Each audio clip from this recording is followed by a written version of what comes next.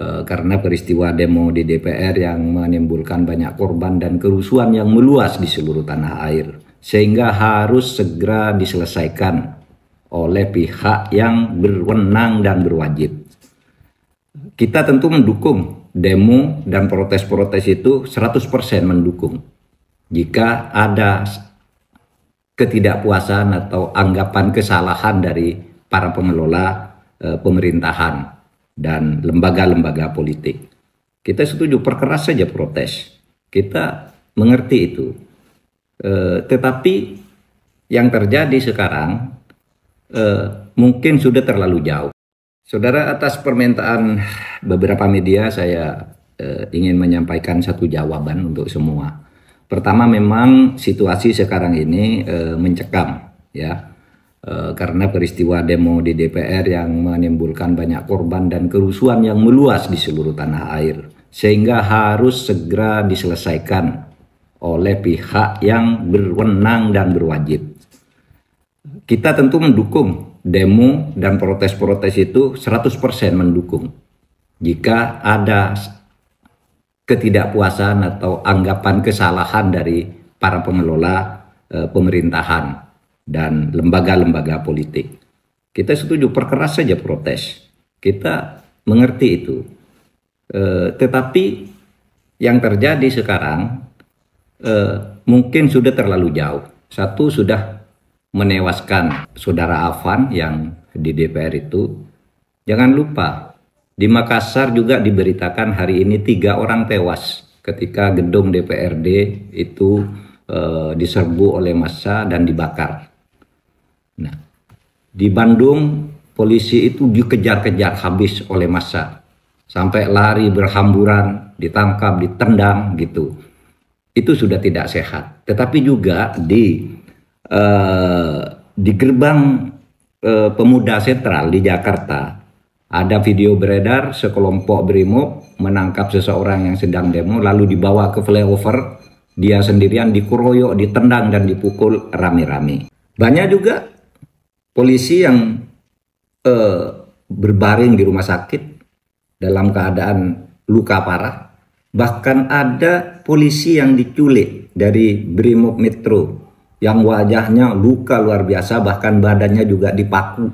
Di jalan-jalan sekarang, yang terutama di depan beberapa polres yang tadi pagi saya lewat ketika menuju bandara, menuju Halim, itu banyak bangkai-bangkai mobil dan bekas bangunan-bangunan dijebol karena penjarahan. Oleh sebab itu, saudara, mari kita sadari bahwa ini tidak bagus, harus kita selesaikan. Para demonstran, saya tetap mendukung, tapi mari terukur juga agar negara ini selamat. Kepada petugas lapangan juga supaya tidak sewenang-wenang. Saya paham petugas lapangan itu terjepit. Di satu sisi dia harus bertugas mengamankan situasi, misalnya tidak boleh sampai pagar DPR itu jebol atau pintu-pintu tertentu di DPR jebol. Itu saya memahami, itu tugas aparat yang merupakan perintah dari atasan. Tapi juga dia di lapangan menghadapi massa yang sudah mulai sangat marah. Nah, oleh sebab itu ini yang harus bertanggung jawab adalah atasan dalam memberi komando itu supaya cermat dari waktu ke waktu gitu. Jangan sampai terjadi korban di kalangan aparat dan rakyat. Yang saya lihat sekarang ini terjadi bentrokan antara rakyat melawan aparat. Padahal aparat itu hanya menerima tugas, tidak ikut mengambil keputusan politik. Jadi korban.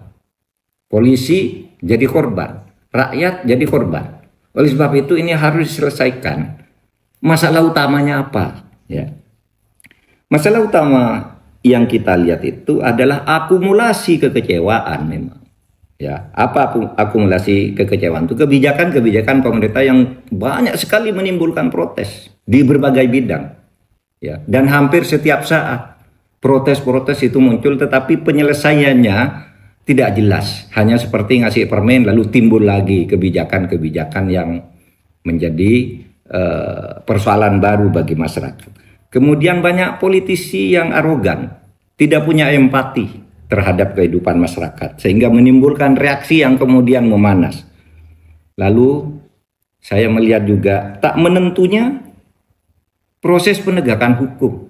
Ada yang jalan, ada yang tidak, ada yang hanya masalah sepele aja tidak bisa diselesaikan, ada yang besar diumumkan tetapi kemudian tindak lanjutnya tidak jelas. Ada pejabat-pejabat yang oleh masyarakat diyakini atau punya indikasi dia punya catatan korupsi tapi berkeliaran terus memerintah dan membuat kebijakan dan sebagainya. Nah, ini supaya diselesaikan agar tidak semakin rumit. Negara ini adalah milik kita bersama. Wahai seluruh rakyat, aparat itu bukan musuh Anda. Wahai aparat, rakyat itu bukan musuh Anda. Anda harus menanggung akibat karena kebijakan-kebijakan dan para pejabat dan pemimpin yang korup sebenarnya. Dan penyelesaiannya harus di sini.